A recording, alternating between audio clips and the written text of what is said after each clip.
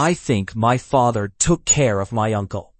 For context, I've been in therapy for nearly a decade, processing the abuse I endured as a child. Over time, I've uncovered fragments of the trauma inflicted by my uncle. I remember the pain I felt, the bleeding, and those solo trips we took while my father was in the hospital. There were moments when I was too much to handle, and I was left unconscious. I can still picture my mother cleaning me, the burning sensation lingering. The signs were all there, and deep down I believe she knew. For a long time I thought she stayed silent, allowing the abuse to continue. But now, as I piece together my memories, I wonder if she did tell my father, and if he handled it. I recall conversations with a cleaning lady about how dusty my uncle's apartment was, and how he seemed to vanish overnight. I was just a child, lost in confusion. My father, a police officer, had the knowledge to make things disappear quietly. I don't blame him, nor do I wish he had acted differently. How could I ever approach him with a question like, "What happened to my uncle? He hurt me, didn't he?" In truth, I owe so much to my father. The thought that he ensured someone who violated a child, who violated me, would never see the light of day, brings me some comfort. The justice system often fails victims, especially when it involves those in law enforcement. He likely would have faced little consequence, while I would have been subjected to interrogation and forced to relive what my young mind couldn't fully grasp. I've discussed everything with my therapist, but I can't bring myself to share this theory, especially for my father's sake.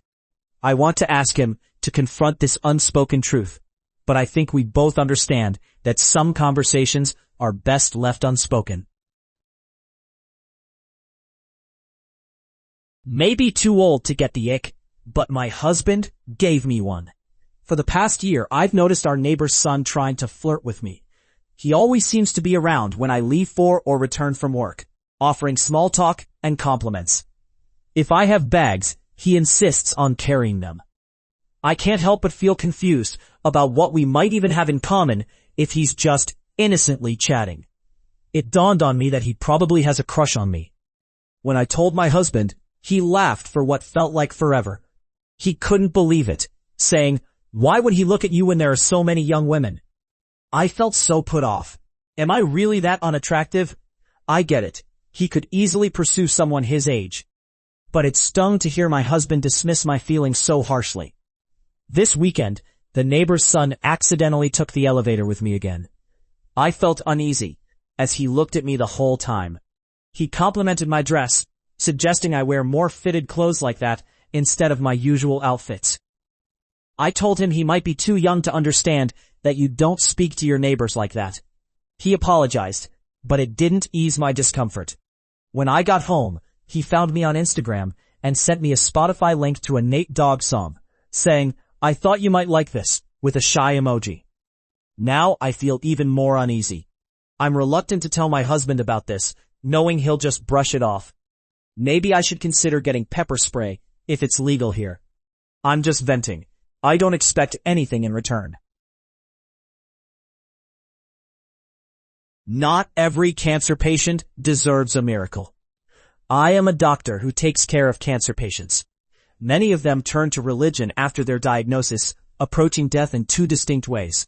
Some say, "I am going to be with God now. I have fought this cancer hard, but I have lived a good life, and this is God's will."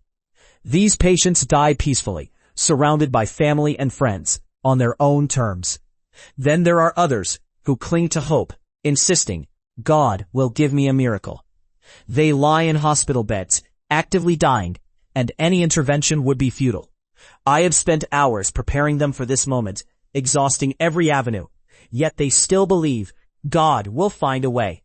They leave this world kicking and screaming, traumatizing their loved ones, and leaving behind a trail of devastation, medical bills, and confusion because they didn't think to get their affairs in order.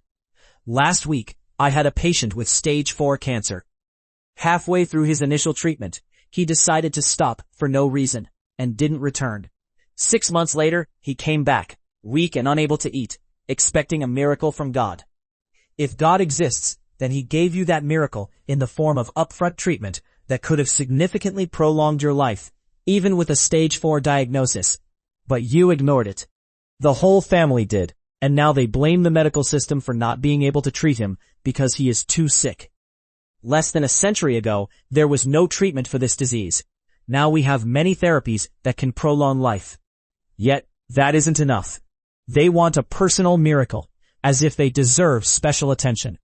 What makes them so deserving? Have they lived exemplary lives in service of others? Have they performed miracles for anyone? Did they follow the teachings of their faith? By what moral code do they expect God to focus a miracle on them? I don't know. It doesn't matter. A miracle was offered, and it was overlooked. In my mind, there is only one group of people who truly deserve miracles. Innocent children. The rest of us, we live in too much sin. I left my date on my side of the road. I'm a 22-year-old woman, and I recently went on a date with a 31-year-old man I met on Hinge. We had chatted for a few days, and he bragged about all the fun things we would do and the nice car he would pick me up in. But on the day of the date, he told me his Audi A5 was in the shop, and that he had to pick me up in his brother's car. It turned out to be a beat-up Saab, covered in spray paint and stickers. So I decided to drive my own car instead. We met at the museum, and when we got to the counter, he pulled out his EBT card to get in for free. I was taken aback. How could an electrical engineer qualify for that? The date started off okay, but as we drove to our next location, he suddenly started laughing when he saw my car. I asked what was funny, but he brushed me off. About 5 minutes into the drive, he asked if the car was mine. I told him it was, and that it was a gift. He laughed and said, I would have respectfully declined. Nissan Altimas are among the lowest quality cars. I was taken aback. I have a 2021 Nissan Altima that I inherited after my mom passed away. Then he commented on my seat covers, saying they didn't help and suggested I go for an all-black look. When I told him they were my mom's, he said, I'm not sure why that matters. It doesn't look good. I felt a surge of anger. I asked about his Audi and if he had any pictures of it. He became defensive and continued to insult my car. That's when I pulled over and told him to get out. He seemed shocked, but he did get out. I'm still not sure if I overreacted, but it felt like he lied about his job and his car, and maybe he felt insecure when he saw mine. Chrissy Teigen.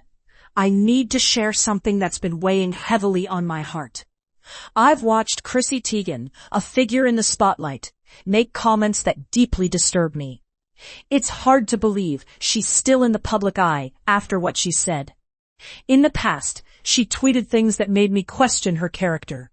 Some of her remarks about children, particularly in connection to shows like Toddlers and Tiaras, were alarming.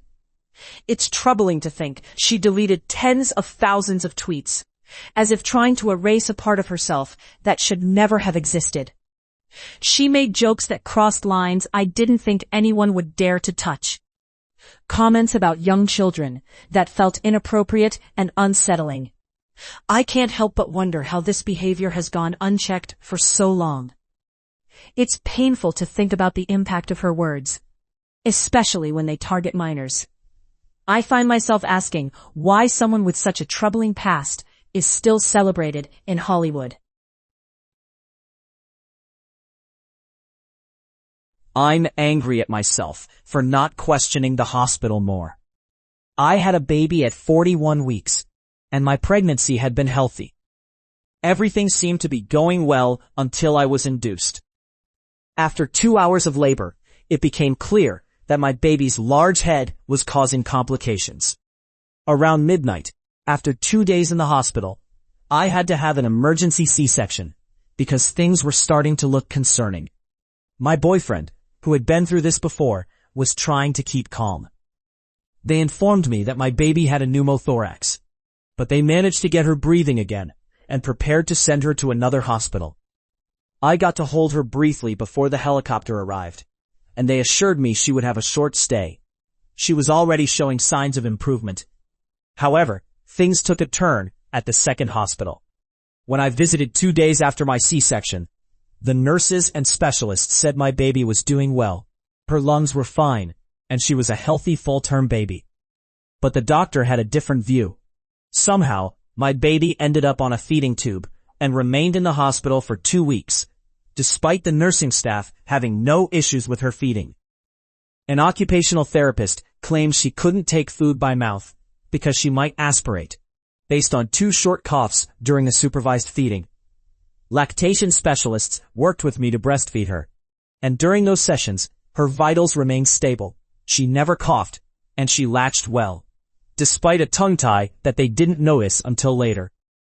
There was tension between the lactation team and the occupational therapist, but eventually, the OT said that if there were no issues, I could breastfeed.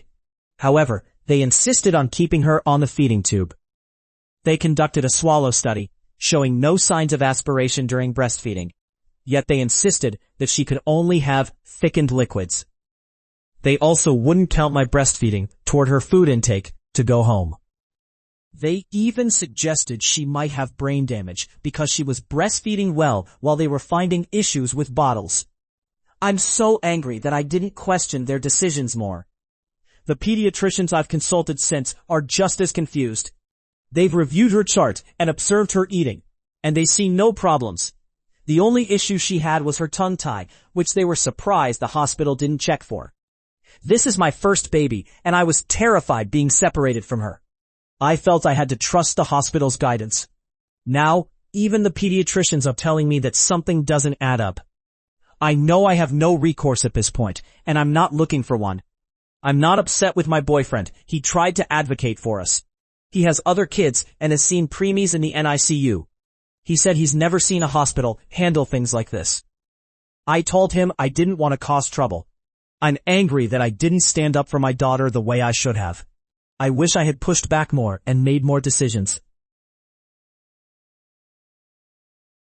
I never corrected a misunderstanding because it benefited me, and I still think about it. I'm a guy in my early 30s, and this happened at my previous job about 2 years ago. There was a situation where a project went really well, better than expected.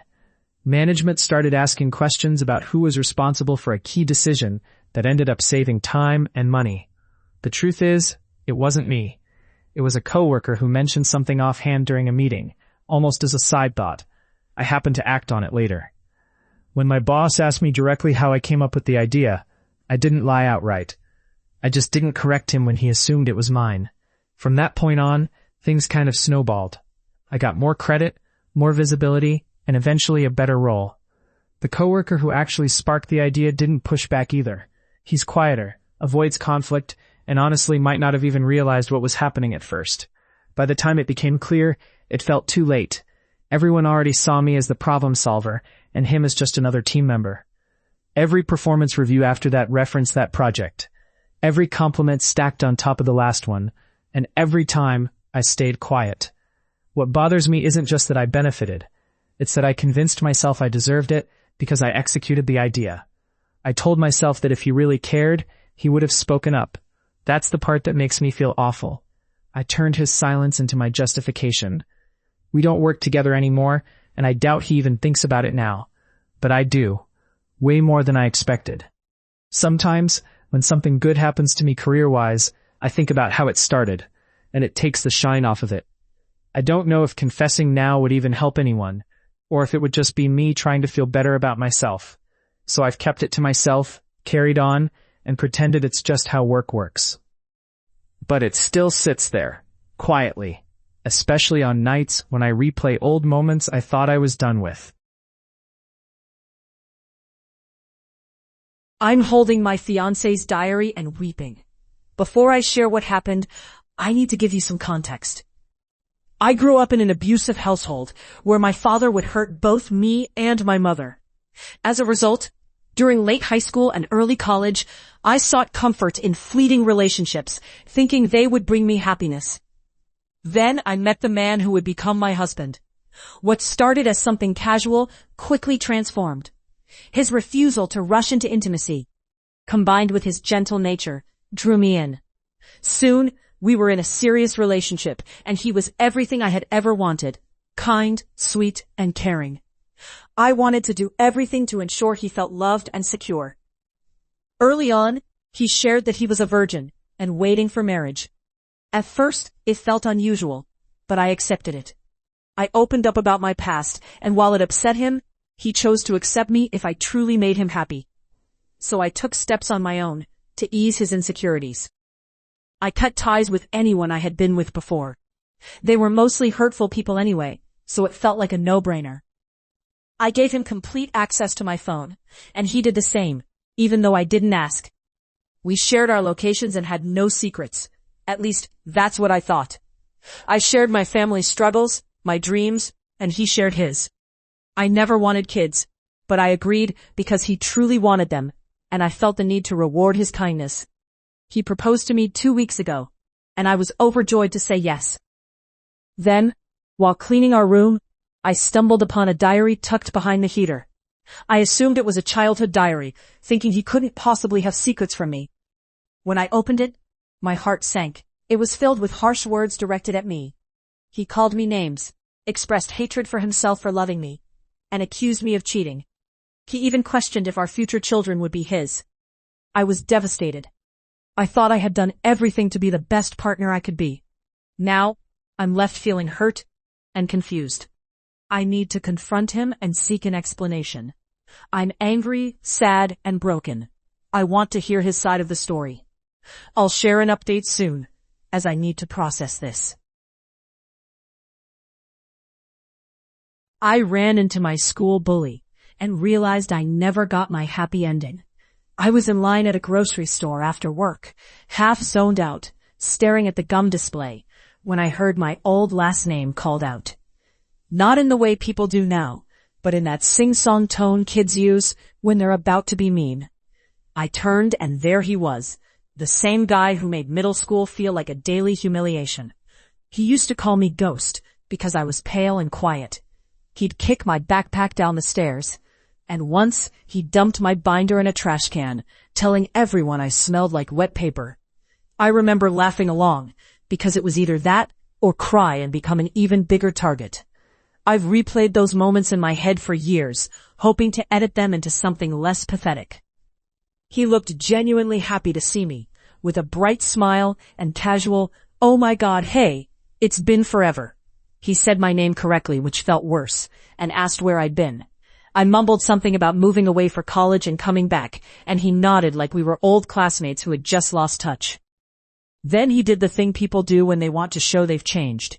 He asked about my family, remembered I was really good at art, and even joked about how our town never changes.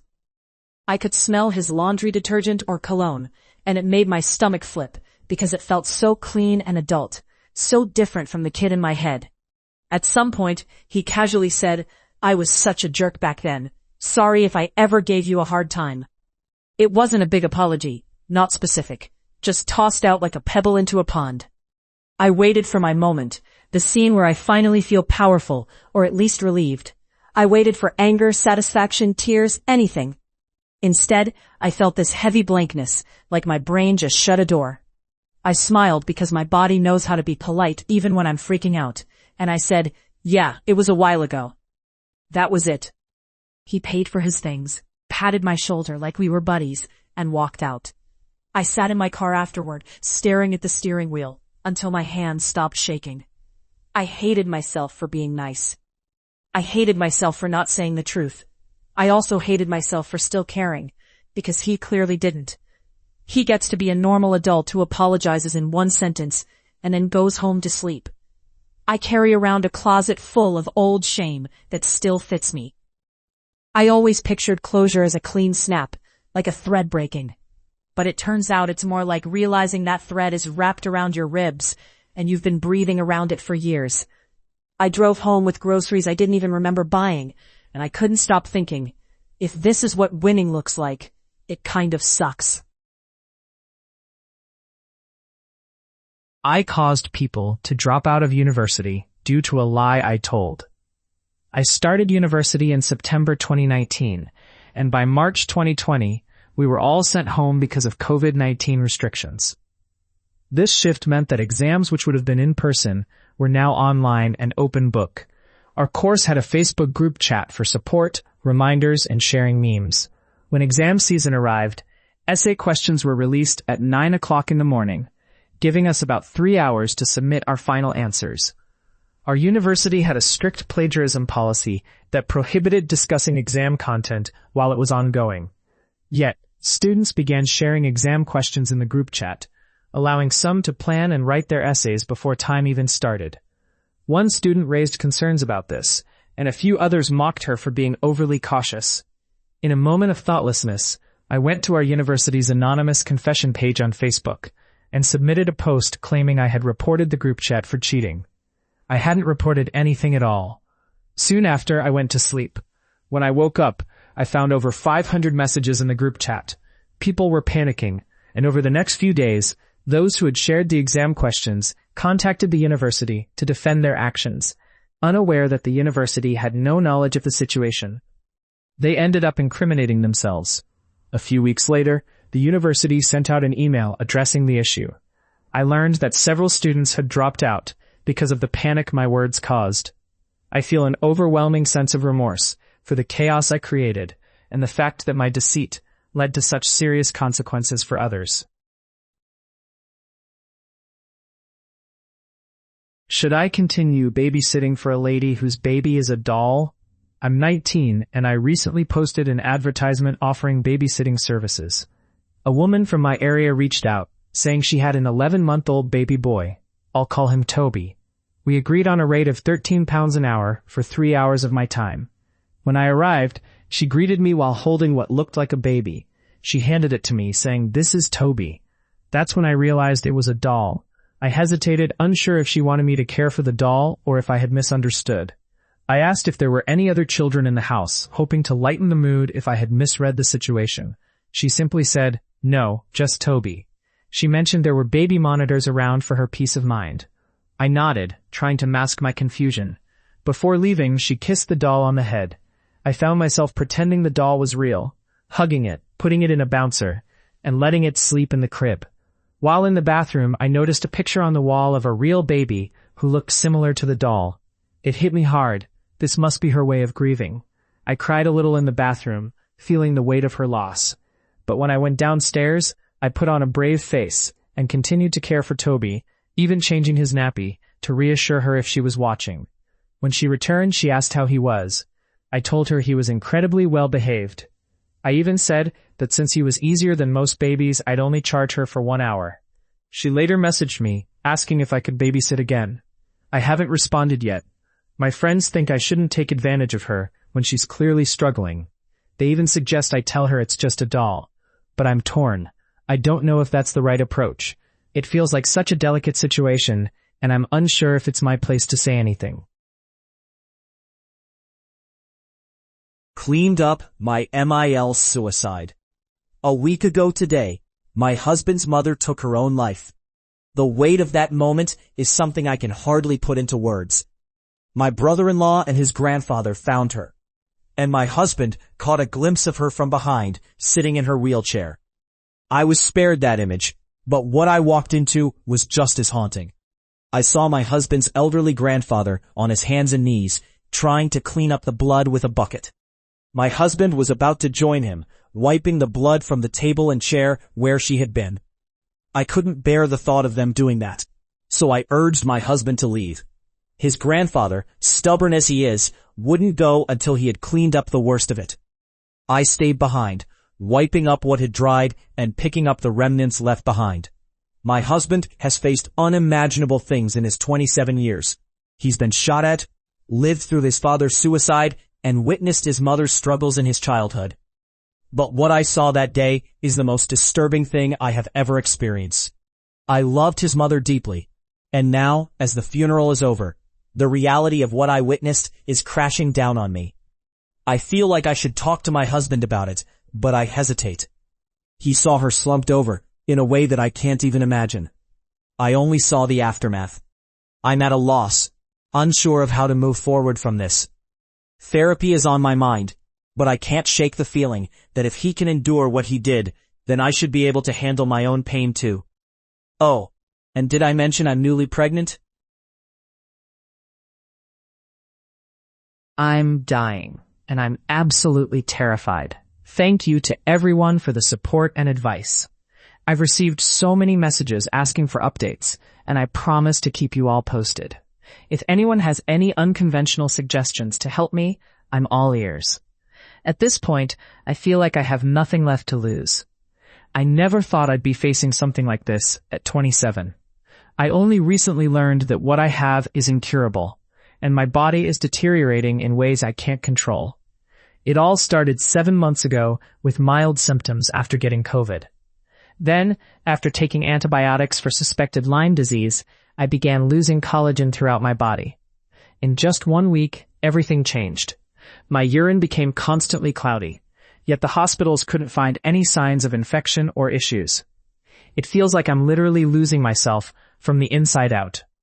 They've tried immunosuppressants, even when there were no inflammation markers, but nothing has worked. I'm left hoping for a miracle, that somehow my body will stop this breakdown. COVID triggered something in me that made my own cells turn against me. It's just terrible luck.